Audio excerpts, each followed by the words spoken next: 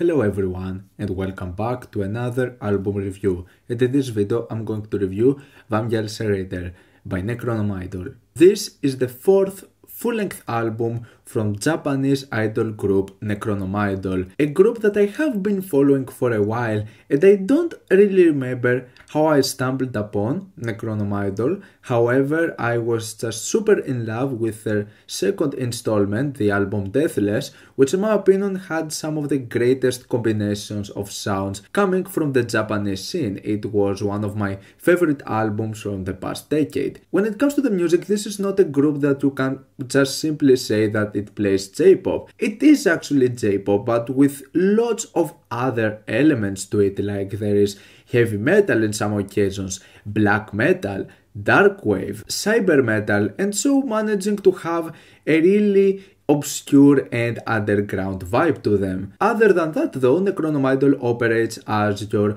typical idol group, or that's what I at least think so. But the thing is that if you know about the whole idol thing in Japan and Korea for example, then you know that it's really hard to pay attention to what's going on, especially if you don't inform yourself all that much. And this is because most of the main members that were known for being in Necronomidol are no longer there. I looked at some of the recent video clips and I was like, who are these girls? I don't know them. The only one I was aware of was Tsukishiro Himari, which has been in the group since 2017. She has been in Necronomidol from their second full-length album, and she's definitely the one idol that has stayed in the group the longest. The other three members are brand new, so we're talking about a different lineup over here for this particular project. I don't really know why this is happening, but this is also because I'm not really that much in touch with what happens with the Japanese idol scene.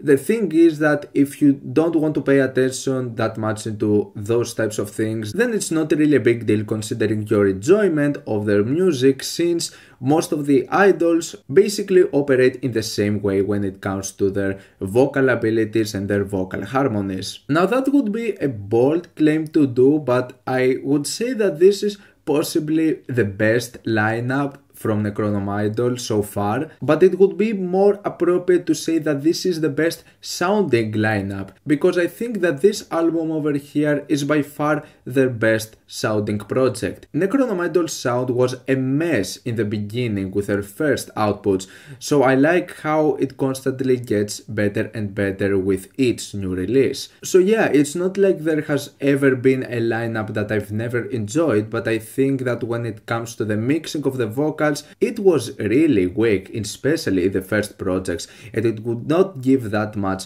of a great justice for what the idols were capable of in terms of their singing abilities and their harmonies. Even in the second album, Deathless, as far as I love this album a lot, I come back to some of those songs and I'm like, whoa, the vocal mixing in some of those songs kinda sucks. This is because the vocal mixing and the overall mixing of the instrumentals feels like two completely different worlds that they do not connect all that well. But I still think that Deathless offered some of the greatest ideas when it comes instrumentally, and even if the third album, Voidheim, had a much better balance when it comes to the vocals and the instrumentals, in my opinion this album didn't have that many compelling ideas to it, and it was certainly not the most out there project compared to what the two previous albums had to offer. I feel that this brand new full-length album over here is a great balance of all of the elements that make the sound of Necronomidol appealing. Everything that makes Necronomidol exceptional is here. You have the J-pop formula, but you also have elements of trance metal, black metal, heavy metal, and darkwave, all of those being connected together, making for by far their best sounding and their most well balanced work so far. It is really nice to see such a great progress when it comes to the overall sound of those tracks, because we started with a band that in the first works had some of the messiest mixes to one that has one of the greatest mixes so far. I really love the overall sound of this thing. I think that this album sounds spectacular from start to finish. So the main question is how much compelling the ideas are by themselves. Well, I feel that this album over here has two major issues that prevent it from being even better. One is that this album is a bit bloated. This is by far the longest project from Necronomidol so far. It is 15 tracks and it goes for 1 hour. And I feel that after a while this album overstays its welcome. In my opinion, it definitely didn't need to have that much material, and this is where the second issue comes. A portion of this album is not even original material. We're actually talking about re-recordings of previously released songs. This is not something new, it has pretty much happened with every single Necronomidol release so far, but it was never to that extent. Like the track Skulls in the Stars literally has 3 different versions for the 3 previous albums, so it's surprising that it doesn't have its own version in this album over here, but thank God. Like, imagine having this track once again in like a new version for the 4th time. But still, looking at the track listing, 7 out of the 15 songs is re-recorded material from tracks that have already been released. That's almost half the album. So yeah, in my opinion, a big portion out of those re-recordings could have been easily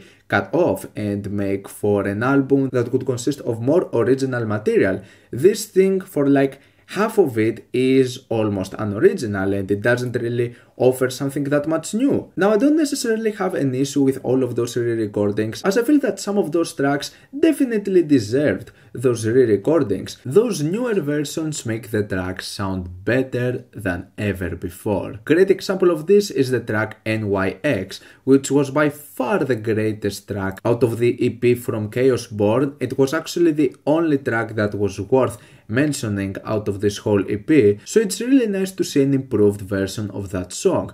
But the one that excited me the most was the track SANRATH, which was certainly one of the most notable tracks out of the debut from Necronomidol Nemesis, and it was certainly one of those tracks that had an amazing idea to it, but the mixing just kinda ruined it. So it's really nice to listen to SANRATH now in its full glory, and it's definitely one of the greatest tracks from Necronomidol now with this new version. Then we have new versions out of the tracks Lilac and Abhoth out of the EP Dawn Slayer, which in my opinion there were not that much amazing tracks in my opinion in the first place. They sound amazing in the newer versions, but they don't make for some of my highlights out of this whole project. Then finally we have re-recordings out of 3 tracks from the previous EP that the band made, Scions of the Blasted Heath.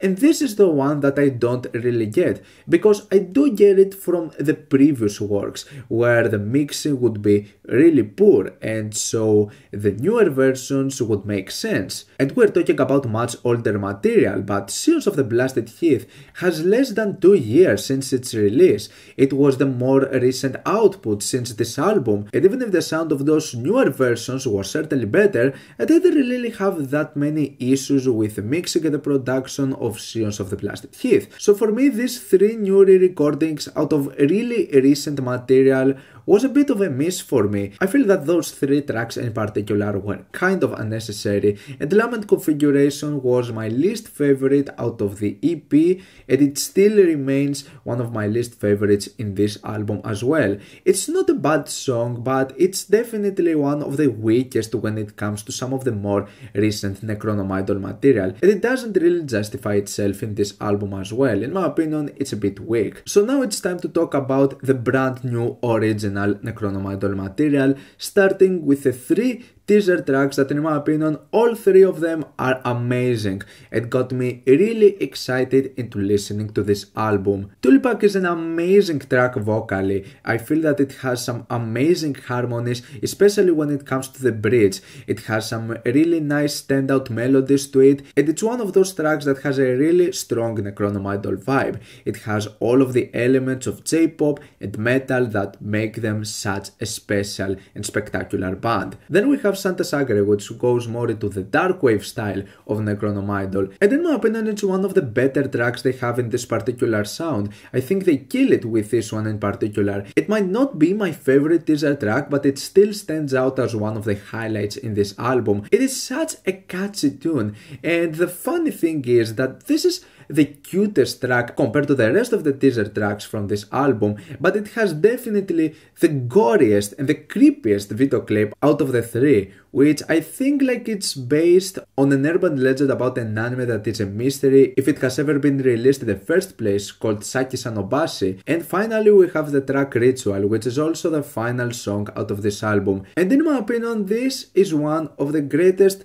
Necronomidol songs ever made. This one definitely contains some of the best vocal harmonies out of every song they've ever done. The vocals on this thing are so soothing and they're so well put together. The overall sound and production on this thing is gorgeous from start to finish. I love every part about the song. Impressive verses, impressive chorus, impressive bridges, impressive structures, atmospheres, impressive everything. This song is stuck in my head right now. It's honestly spectacular. One of my favorite things I've heard from Necronomidol like ever. When it comes to the rest of the project, I think that we get some pretty decent moments with tracks like Casilda, Necropolis and Warabeota. There is also the really soothing but dark Self-Face, which has this dungeon feel to it, and it feels more of like an interlude for this project. The final track that I would consider a highlight is the track Exoplavione. This is one of those really fast-paced and highly energetic and catchy tracks, which is also a route that we see from Necronomidol taking a few times. This is one of those more J-pop tracks that have an energetic trance feel to them, and in my opinion in Exoplavione it works kinda nice.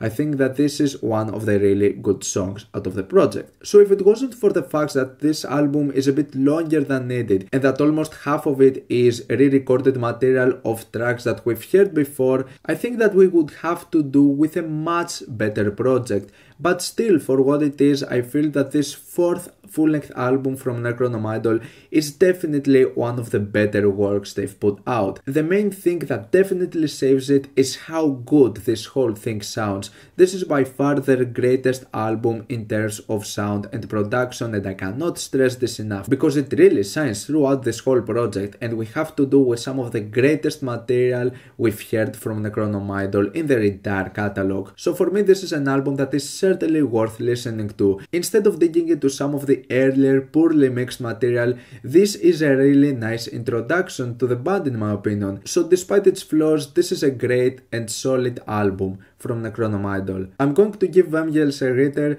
a 7+ out of 10. What's your opinion on this album? Like it, dislike it, why, and what do you want me to review next time? Let me know down in the comments. Leave a like if you enjoyed the video, subscribe for more content like this. Thank you for watching, and I'll see you all in the next video. Goodbye.